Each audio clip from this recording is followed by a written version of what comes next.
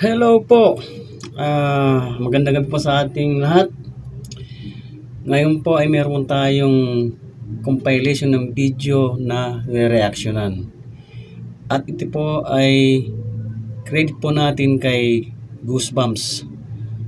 Subscribe nyo po ang kanyang channel. Okay po. Panoorin na po natin ang mga nakatakot na video ni Goosebumps. Okay. Top 5 ghosts caught on tape. Grandma's visit. Pinost ni Savannah ang nakuha niyang strange encounter ng anak niya isang gabi. Ang event na ito ay nangyari 1 taon na ang nakalipas. Ang anak niya at ang lola ng bata ay close sa isa't isa. Nang magkasakit ang lola niya, lagi nilang binibisita ito sa nursing home at gustong-gusto itong ginagawa ng bata. Unfortunately, her grandma passed away just a few days before this video. Oh, kalungkot naman yun. Kalungkot talaga yung pagka merong isang miyembro ng pamilya natin na lalo yung mga napamahal na sa atin ng lubos, tapos biglang mawawala, sadya pong napakalungkot. Sabihin pa natin na hindi na natin sila makikita habang buhay, no? Okay, tuloy pa natin. Panoorin natin ang muna nila sa CCTV.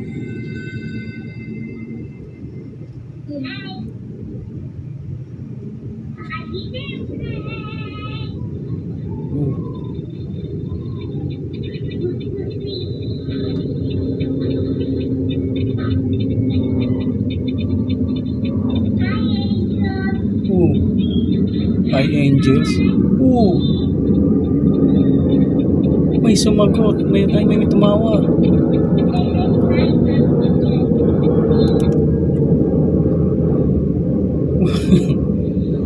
Creepy naman yun.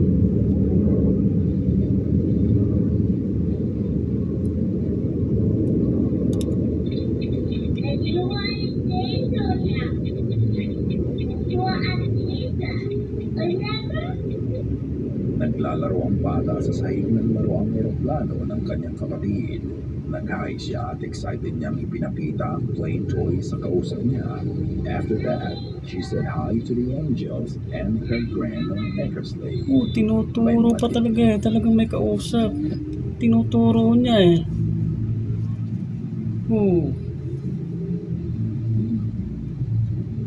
May bata kasi yan eh. Alam naman natin ang bata pag mga naglalaro kadalasan nakaka-encounter ng ganyan, lalo pa yung mga yung nag-iisa lang sa kwarto, mag-isang naglalaro. Creepy. Disembodied voice akong naririnig pero hindi ko ma-figure out ang sinasabi ng boses. However, after she said, hi, Grandma Eckersley, Hi, Grandma daw. maririnig nyo ang boses ng babae na parang tumatawa.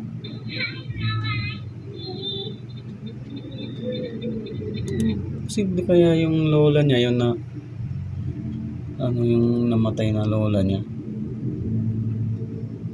Pero hindi yan maghahay sa isang bagay kung hindi niya kilala yung tao.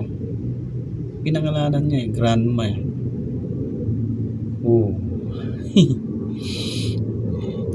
Posible kaya yun yung lola niya. Tuloy pa natin. Excuse me. May tumawa. Ito ba ay boses ng lola niya at nagagalak siyang makita. Then she continues to converse with her dead grandma. Maririnig natin ang faint disembodied voice na sinabing, yes, I am. Pagkatapos sabihin ng sumagot, bata, yes, I am. Angel now.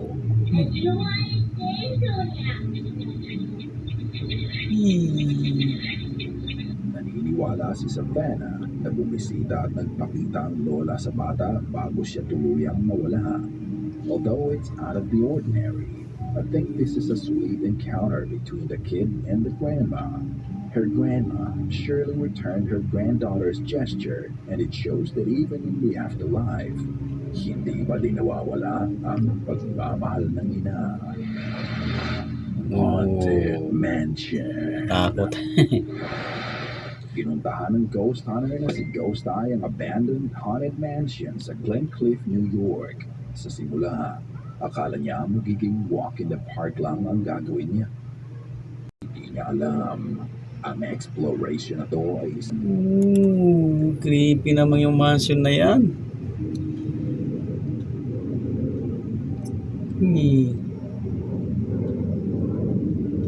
Ang dilim. Doon sa may bandang dulo. Siguro kahit araw pumunta dyan, makakatakot pa rin kasi mukhang malawak yung yung mansion eh. Sabagay, yung mansion nga, tinawag ng mansion, may malawak yan.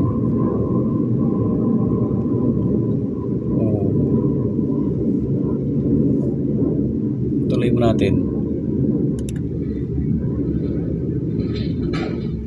Oh, the floor is crazy.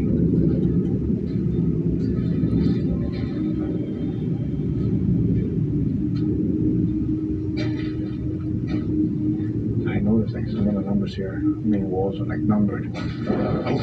May kumalampag.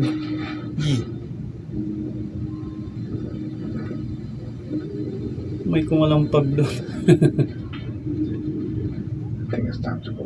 Oh, Oh.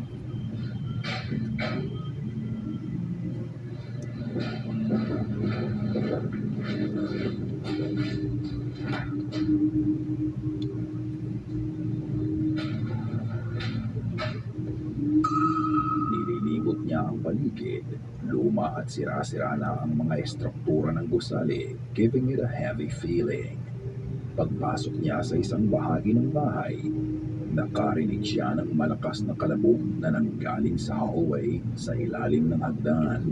Ngunit nang lapitan niya ang lugar kung saan nanggaling ang ingay, wala siyang ibang nakita.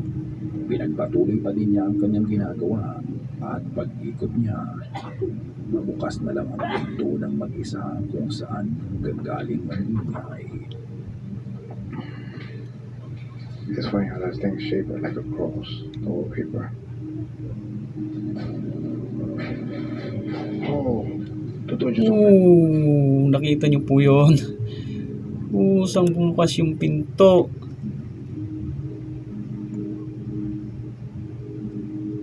Pero na lang, kung may tao yan sa likod ng pintuan na yan, bumukas talaga yan.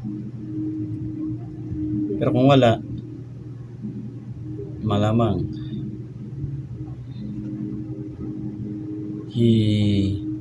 matakot. I don't know if it was a bat or a orb that came out, but the door literally just opened. Muli niyang nilapitan ang pinto at katulad ng una, wala siyang nakita. Sa pagdaan ng bawat minuto, mas lumalakas ang kabog ng dibdib niya. Bumalik siya sa ikalawang palapag ng mansyon at itinuk. Katakot ng hagdanan. Lumang-luma na ito yung hagdanan. Yung struktura ng ng bahay, ang gawa pa ng mga sinaunang bahay. Kasi mga kahoy lang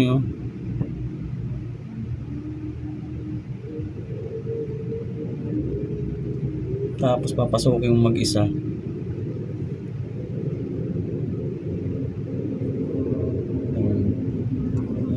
Creepy. Tutok niya ang camera sa isang bahagi ng bahay. Ito ang kanyang nakita.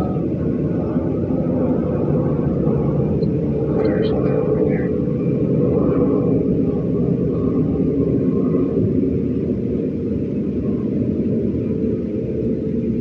Maybe water drops.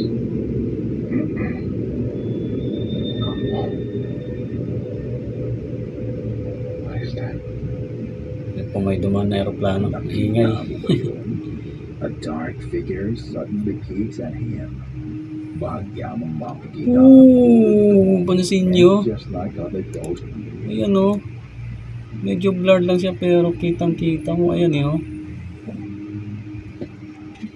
Ano kaya yan? May isang ano. Parang anino. Dark figure siya oh.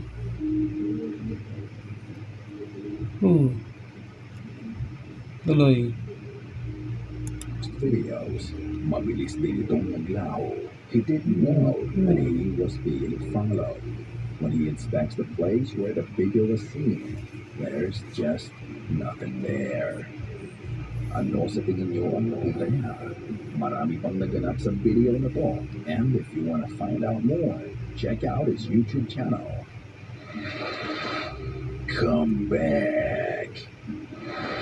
Ang video na mapapanood nyo ay hindi typical na horror footage about paranormal, but it's just as terrifying, if not more. Nagre-ready ang uploader ng video para sa unang araw ng kanyang trabaho. Habang siya ay naghahanda, siya ay nakinuwat nang biglang pumasok ang nanay niya sa kwarto. Nakatanggap siya ng tawag na nanggaling sa number ng kapatid niya, pero iba ang nasa linya. Dahil ang kausap nila ay ang driver ng Uber car na sinasakyan ng kapatid niya.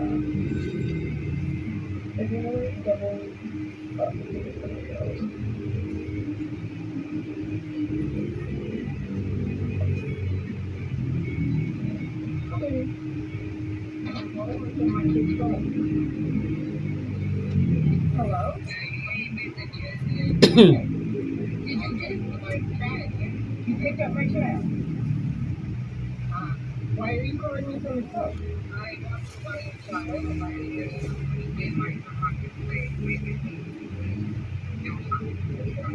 Can you go back? We can talk about it in person. Sorry. Come back. Ilang minuto nang sumakay ang kapatid niya sa Uber, nakatanggap sila ng tawag na siguradong magpakaba sa kanila. The event that happened was very unusual and it's really frightening. Nang sabi ng babae sa linya ay gusto niyang bilhin ng kapatid niya. Ramdam mo ang pangamba at pag-aalala sa mukha nila kaya mabilis silang gumawa ng aksyon at sinabi sa babae na sa kabilang linya na ibalik ang kapatid niya kung saan niya sinundo ang bata at mag-usap muna sila. Lahat siguro tayo namumutla at magpapanik kapag nakatanggap tayo ng ganitong klase ng tawag dahil ang ganitong mga bagay ay nangyayari sa totoong buhay. May mga sindikato na bumibili o hindi kaya ay nakukuha ng mga Meron ganun, for sale. na napapanood natin sa balita and most of them hindi na nakakabalik pa. Fortunately, isang buwan matapos na ito ay nag-upload siya ng video at nakakita ng gas ng kapatid niya. Ano kaya ang nangyari sa kapatid niya sa pagkintay sa buwan? Gas ng treasure unit. Ano yung bentahan ng ano, bebenta mo yung ano, kapatid mo. Wala naman siguro ganun. Maliban na lang kung ano, medyo sa ibang ano, sa ibang bansa na yung medyo hirap na hirap ka na. Pero kahit to, kapatid mo yun eh, tao yun. Para ibenta mo.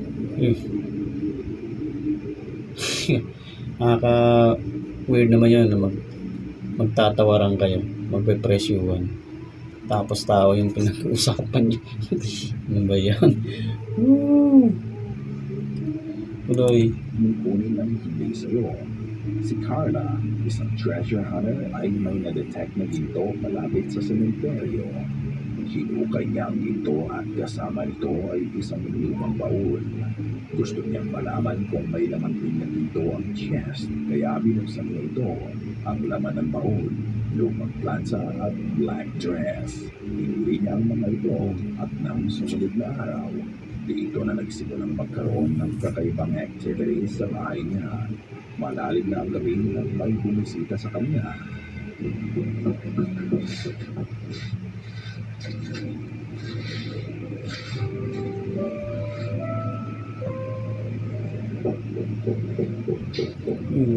kumakatok. Buksan mo kaya?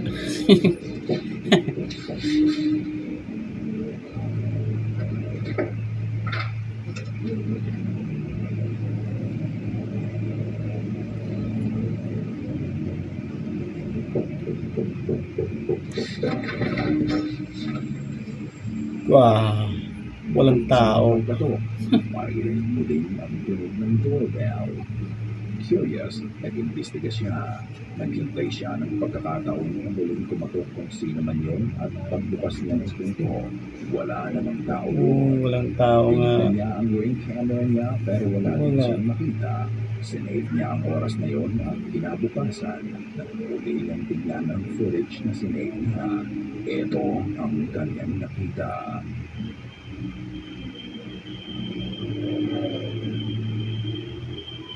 Makikita ang isang pale figure ng babae ang nakasilip sa harapan ng bahay nila. Unti-unti itong nagtago Oo nga, hanggang sa yung mawala. nasa gilid ng ano, Pero kundi bakit yun ito o, mawala? Maririnig mo ba ang pagbubol ng yun o, dito po, yan o. Ayan yung parang ano, kulay usok na yan, ayan o. Akalain mo usok pero ano pala yan, entity pala yan.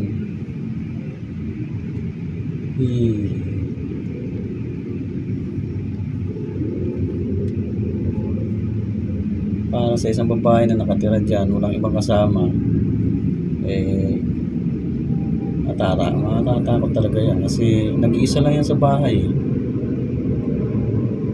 Sa tingin ko lang nag-iisa lang siya kasi wala akong nakikitang kasama eh. Tuloy mo natin.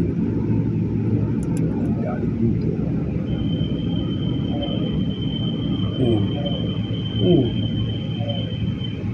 Ito na kaya ay may kinalaman sa bahoy na nahukay niya? Ikaw na ang humusga. Posible no? Kasi yung mga ganong mga bagay na ano, yung parang nahukay ganyan, parang ay ganyan, nahukay niya lang yun. Eh, ano, pangit din yung ano eh. Basta ka na lang kukuha ng mga bagay na hindi naman iyo, yung mga napulot mo lang, yung mga nahukay mo lang. Mas maganda sana kung walang ano, walang halong ganun. Kasi talagang ano yun, parang kusang binigay sa iyo kasi wala namang ano, wala namang disturbance dun sa ano, sa lugar ng bahay mo. Kagaya nun, mayroong ano, bumisita sa kanya eh.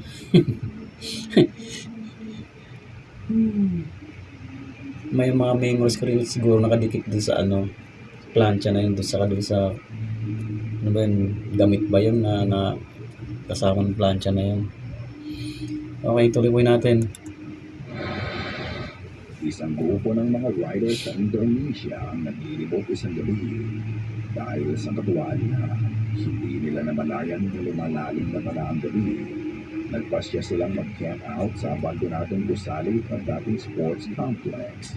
Mabilis na nakatulog ang ilan sa kanila dahil sa pagod. Malamig ang gabi kaya tabi-tabi sila sa nilatag nilang higaan. Hindi mapakali ang isa sa kanila kaya nagsimula siyang magdiriyaw. Ang hindi niya alam ay may iba na din pala silang kasama.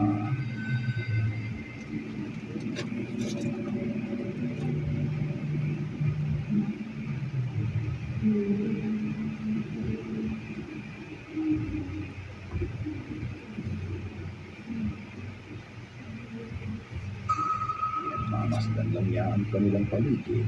Ngunit habang iniskan niya ang loob ng abandonadong gusali, may napansin siya sa bintana sa harapan nila. Hindi siya sigurado sa nakita niya. Baka namamalikmata lang siya kaya itinutok niya ang camera dito. Makikita ang puting mukha na nakatingin sa kanila. Bagya itong gumalaw at naging mas malinaw ang registro nito sa camera. Sa takot niya, ginisipan niya ang isa sa mga kasama niya. Malayo Hindi siya, sila sa syudad. hindi siya kaya klaro hindi gaano. sigurado kung ano o sino ang nakasunod sa kanila. Ayun, oo nga, meron. Pumunta sila sa labas para tingnan kung may ibang tao doon. Wala naman silang nakita. Ano sa tingin mo ang nabiliwan nila? Bakit yung gano'n? No? May mabibidyohan kang ganyan, tapos focus mo, makikita mo talaga meron. Pero yung time na lalabasin mo, wala ka naman makikita. Wala naman ibang tao doon. Hindi kayo lang naman. Pero na lang kung meron nanunubok sa kanila dyan. Pero gabi na yan eh. Imposible namang merong pupunta sa lugar niya para lang takutin sila. Pero pwede rin mangyari yun. Kasi yung talagang sasadyain. Tuloy po natin. Sana ay kinilabutan ka sa mga video na aming pinamplak ngayong gabi. Okay. Maraming salamat po sa mga nanood. At doon po sa mga hindi pa nakapanood, please panoorin nyo. Maraming salamat kay Goosebumps. Subscribe nyo po ang channel niya. Subscribe na rin po yung channel ko. At pakina-likes na rin po upang marami pa tayong mapanood na video na may upload ko. So again, maraming salamat po.